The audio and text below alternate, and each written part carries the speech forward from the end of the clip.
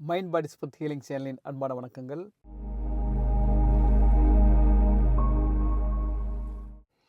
இன்றைக்கி என்னோடய வீடியோவில் உங்களை எல்லாம் சந்திக்க ரொம்ப சந்தோஷப்படுறோம். இன்றைக்கி நம்ம எதை பற்றி பேச போகிறோம்னு சொன்னால், நமக்கு பல நேரங்களில் மனசு ஒரே மாதிரியாக இருக்காது.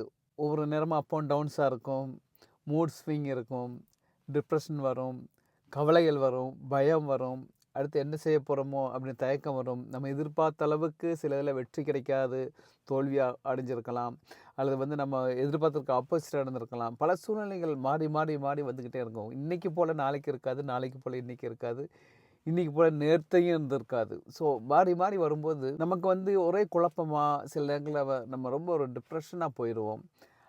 இது எல்லாருக்குமே இந்த டிப்ரெஷன் வருமானு சொன்னால் கண்டிப்பாக எல்லாத்துக்கும் வரும். அந்த வரக்கூடிய விதங்கள் டிஃப்ரெண்ட்டாக இருக்கலாம். சிலருக்கு டிஃப்ரெண்ட்டான சிச்சுவேஷனாக இருக்கலாம், டிஃப்ரெண்ட்டான ரிசல்ட்டாக இருக்கலாம், ஒரு வித்தியாசமான சூழ்நிலை, பலன், எதிர்பார்ப்பு, இப்படி விதவிதமாக இருக்கலாம். பட் எல்லாத்துக்குமே கண்டிப்பாக ஏதோ ஒரு வகையில் டிப்ரெஷனுக்கு ஆளாகிறது அதை தவிர்க்க முடியாத ஒன்று. ஸோ அதில் எப்படி நம்ம மீளலாம் அப்படிங்கிற விஷயத்தை நம்ம இந்த வீடியோவில் பார்க்கலாம். அதாவது நமக்கு டிப்ரெஷன் வரும்போது நம்ம முடங்கி போய் இருப்போம்.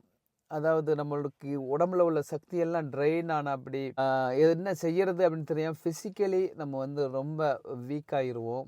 அப்புறம் மென்டலி அடுத்து என்ன டிசிஷன் எடுக்கிறது அப்படிங்கிற ஒரு குழப்பமாக இருக்கும். எதை எடுத்தாலுமே ஒரு பய உணர்வு இருக்கும். இப்போ ஏதாச்சும் டிசிஷன் எடுத்தால் அது தப்பாக போயிடுமோ அப்படின்னு காரியத்தினால நம்ம தள்ளி தள்ளி தள்ளி போய்கிட்டே இருப்போம். அப்புறம் நமக்கு ரொம்ப ஒரு பய உணர்வாக இருக்கும். அடுத்து எப்படி எதிர்காலத்தை பற்றி, எப்படி ஒரு பெரிய பணத்தேவை, இப்படி ஒரு கடனில் இருப்பீங்க, அடுத்து அதை எப்படி சந்திக்க போகிறோம், இந்த மாதத்துக்கு உள்ள இதே இன்னும் பாதி மாதமே தாண்டாமல் இருக்குது, நீ அடுத்த மாதத்தில் வரக்கூடிய செலவுகளாகட்டும், கடனாகட்டும், கடனை தீர்க்கக்கூடிய விதமாகட்டும், அதெல்லாம் எப்படி ஃபேஸ் பண்ண போகிறோம், ஒரு நிலையான வருமானம் இல்லாமல், அதில் எதிர்பார்த்தல வருமானம் இல்லாமல் அப்படின்னு ஒரு சூழ்நிலையில் இருக்கலாம். அதாவது மாதம் மாதம் வருமானம் வரக்கூடிய சேலரியில் உள்ளவங்களுடைய நிலைமை ஒரு பக்கம் இருந்தாலும், சில நேரம் பிஸ்னஸ் நடத்தி அதனால் வரக்கூடிய வருமானத்தை வச்சு ஓடக்கூடியவங்களுக்கு இன்னும் ஒரு ஒரு குழப்பமாக இருக்கும், ஒரு கஷ்டமாக இருக்கும். ஏன்னா ஒரு ஃபிக்ஸ்டாக இல்லாமல் ஒரு மாதம் வரும், இன்னொரு மாதம் வராது, அப்படிப்பட்ட சூழ்நிலையில் இருக்கலாம். இது போல் ஒரு எதிர்பாராமல் ஒரு நாட்கள் அப்படி ரொம்ப கஷ்டப்பட்டு நகர்ந்துட்டு போகக்கூடிய ஒரு சூழ்நிலையில் இருக்கும். அப்போ தான் இந்த டிப்ரெஷன் ரொம்ப அதிகமாகிக்கிட்டே போயிட்டுருக்கும். அந்த நேரத்தில் அப்படியே நம்ம மனசில் இந்த இதய குழியில் அப்படியே ஒன்று உள்ளே இழுக்கிறாப்படி ஒரு ஃபீலிங் வரும். அப்படியே ஒரு தனிமையாக இருக்காப்படி ஒரு ஃபீலிங் வரும். ஒரு ஹெல்ப்லெஸ்ஸாக ஒரு ஃபீலிங் வரும். அடுத்து என்ன தான் செய்ய போகிறோம், என்ன அடுத்த எதிர்காலம் என்ன ஆகும், அந்த விஷயத்தை நம்ம யார்கிட்டவே சொல்ல முடியாது. சில நேரங்களில் நம்ம கணவன்கிட்ட சொல்ல முடியாது, இல்லை மனைவி கணவன்கிட்ட சொல்ல முடியாத சூழ்நிலையாக இருக்கலாம், பிள்ளைகிட்ட சொல்ல முடியாத இருக்கலாம், ஃப்ரெண்ட்ஸ்கிட்ட சொல்ல முடியாது, யார்ட்டுமே சொல்ல முடியாது. நம்ம ஒன்லி எப்படி ஜுரம் காய்ச்சல் வந்தால் எப்படி நம்ம மட்டும்தான் அனுபவிப்போமோ, அதுபோல் அதை நாமே ஹோல்டு பண்ணிவிட்டு உள்ளே நம்ம கஷ்டப்பட்டுட்டு இருப்போம். அப்போ ஒழுங்காக தூக்கம் இருக்காது. தூங்கும் போதெல்லாம் கனவுலையெல்லாம் ஒரு பயமான கனவுகள் வரும், விதவிதமான கனவுகள் வரும். பரீட்சை எழுதுகிறா அப்படி கனவு வரும். நாளைக்கு எக்ஸாம் இருக்குது, ஆனால் என்ன எக்ஸாமுக்கு படிக்கவே இல்லை அப்படிங்கிற அப்படி ஒரு கனவுகள் வரும். அப்புறம் வேலை தேடுற அப்படி கனவுகள் வரும். அப்புறம் ஒரு ஒரு ஒரு அசிங்கமான ஒரு இடத்துல இருக்கா அப்படி ஒரு கனவுகள் வரும். இல்லைங்களா டாய்லெட்டில் இருக்கா அப்படி, இந்த டாய்லெட் எல்லாம் அசிங்கமாக இருக்கா அப்படி ஒரு கனவுகள் வரும்.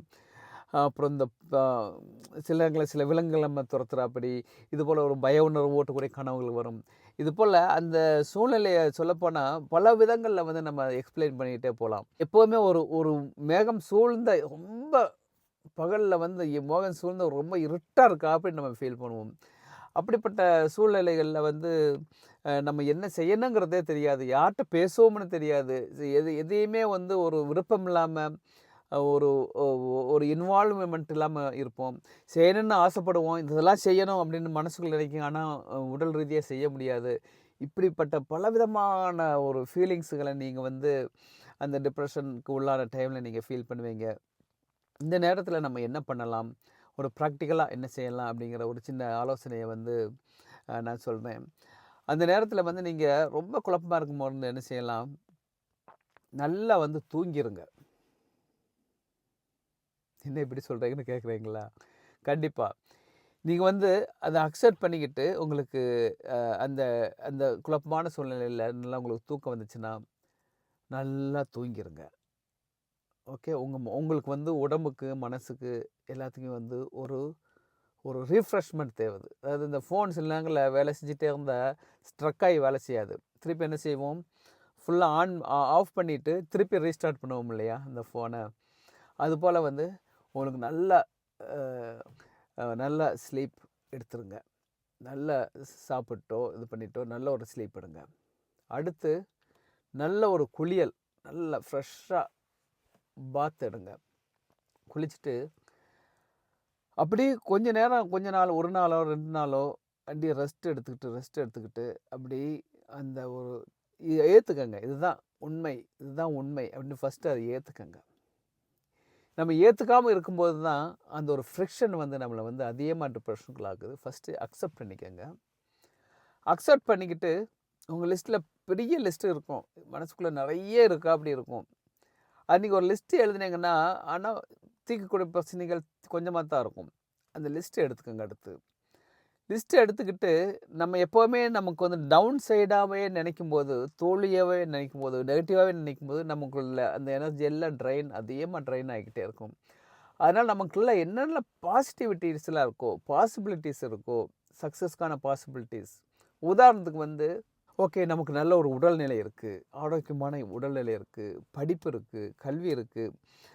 நம்ம அந்த பிரச்சனையில் எதெல்லாம் நமக்கு பாசிட்டிவான விஷயம் இருக்குது, அட்லீஸ்ட் இந்தந்த தொழில் இருக்குது நமக்கு, இதில் வந்து இன்னும் உழைப்பு போட்டால் அதிகமாக வர்றதுக்கு சான்ஸ் இருக்குது, அப்படி ஒரு வாய்ப்பு இருக்குது, இப்படி ஒரு வேலை இருக்குது, நமக்கு பிள்ளைங்களுக்கு எந்த விதமான உடல் பிரச்சனைகளாக இல்லாமல் ஆரோக்கியமாக இருக்காங்க, நல்ல ஒரு குடும்பம் இருக்குது, நல்ல ஒரு நாட்டில் இருக்கும். இது போல் என்னென்ன பாசிட்டிவான விஷயங்கள்லாம் இருக்கோ அதையெல்லாம் டிக் பண்ணுங்கள். சின்ன சின்ன விஷயமா கூட இருக்கலாம். அதெல்லாம் டிக் பண்ணிக்கிட்டு அதை வந்து அங்கீகரிச்சுக்குங்க. அங்கீகரித்து அதுக்காக நன்றி சொல்லுங்கள். ஓ, இதெல்லாம் இருக்குது அப்படின்னு சொல்லுங்கள். இது வந்து நீங்கள் ஓடி ஓடி ஓடி ஓடி டயர்டானப்போ ஒரு இடத்துல நின்று கொஞ்சம் தண்ணி குடித்தா எப்படி இருக்கும், அப்படிப்பட்ட ஒரு ஃபீலிங் கிடைக்கும். அப்படி ஒரு ரீபூட் பண்ணுங்கள் உங்களை. அப்படி பண்ணிவிட்டு திருப்பியும் நீங்கள் உங்கள் செயல்களை செய்ய ஆரம்பிங்க. சின்ன சின்ன பாசிட்டிவான விஷயங்களை செய்ய ஆரம்பிங்க. உங்களுக்கு சின்ன சின்ன வெற்றிகளை நீங்கள் கொடுங்க. இப்போ சின்ன சின்ன பாசிட்டிவான விஷயங்கள் சொல்லும்போது அது மிக சின்னதாக கூட இருக்கலாம். நீங்கள் பல நாள் ஒரு லெட்டரை போஸ்ட் பண்ணாமல் இருப்பீங்க, அதை போஸ்ட் பண்ணுங்கள். அந்த ஸ்ட்ரெஸ்ஸான சூழ்நிலை சின்ன சின்ன விஷயங்களை தள்ளி போட்டு போவோம். அதே போல் வந்து ஒரு வீட்டை சுத்தம் பண்ணாமல் அப்படியே ஒரு அடுக்காமல் இருப்பீங்க, அதை செய்யுங்க. அப்புறம் ஒரு சின்ன சின்ன பிஸ்னஸ் ஆட்களை காண்டாக்ட் பண்ணுறது, பிஸ்னஸ் வேலைகளை செய்கிறது, இப்போ சின்ன சின்ன விஷயங்கள் எதெல்லாம் பாசிபிலிட்டிஸ் இருக்கோ அதையெல்லாம் சின்ன சின்னதாக செஞ்சு பாசிட்டிவான விஷயங்களே செஞ்சு ஒரு 2-3 நாள் திருப்பி ரூபூட் ஆகுங்க. அந்த நேரத்தில் உங்களுக்கு கொஞ்சம் சக்தி கிடைக்கும். அதுக்கடையில் வந்து நீங்கள் ப்ரேயர் பண்ணுறதோ, யோகா பண்ணுறதோ, வாக் பண்ணுறதோ இதெல்லாம் பண்ணுங்கள். எதைனாலுமே ஃபஸ்ட்டு அதை அக்செப்ட் பண்ணிக்கிட்டு ரெஸ்ட் எடுத்துக்கிட்டு அடுத்து கொஞ்சம் கொஞ்சமாக பாசிட்டிவான விஷயங்கள் எடுத்து ரீபூட் பண்ணுங்கள். இந்த ப்ராசஸ் வந்து 2-3 நாள் ஆகும். அப்புறம் ஸ்லோலி நீங்கள் கொஞ்சம் கொஞ்சமாக பேக்ரவுண்ட் ஆகும். இந்த டைமில் வந்து உங்களுக்கு யார்கிட்டயாச்சும் ஹெல்ப் கேட்கணும், ஆலோசனை கேட்கணும், ஃப்ரெண்ட்ஸுக்கிட்ட கேட்கணும், சொந்தக்காரங்கிட்ட கேட்கணும் அப்படின்னு சொன்னால் அவங்களுக்கு பேசி கொஞ்சம் மனசை ஆறுதல்படுத்திக்கிட்டு திருப்பியும் வந்து உங்களை பழைய நிலைமைக்கு வாங்க. இந்த டிப்ரெஷனுக்கு உள்ளாகிறது, அதுக்குள்ளே போகிறது வந்து எல்லாத்துக்குமே ஒரு சகஜமான சூழ்நிலை தான், நிலைமை தான். இது வந்து பல ஃபேக்டர்ஸ் இருக்கலாம். உங்களுடைய சோசியல் ஃபேக்டர்ஸாக இருக்கலாம், என்விரான்மெண்டல் ஃபேக்டர்ஸ் இருக்கலாம், வெதர் சேஞ்சஸாக இருக்கலாம். இது போல் எண்ணற்ற பல சூழ்நிலைகள்னால இப்படி நடக்கும். ஆனாலும் நம்ம அடுத்த நாளை நம்ம கண் விழிச்சுட்டாகணும், அடுத்த நாளை நம்ம ஓட்டித்தான் ஆகணும். அதிலேருந்து நம்ம தப்பிக்கவே முடியாது.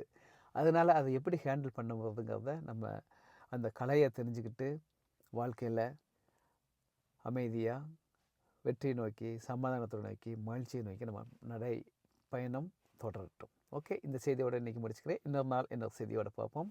நன்றி, வணக்கம்.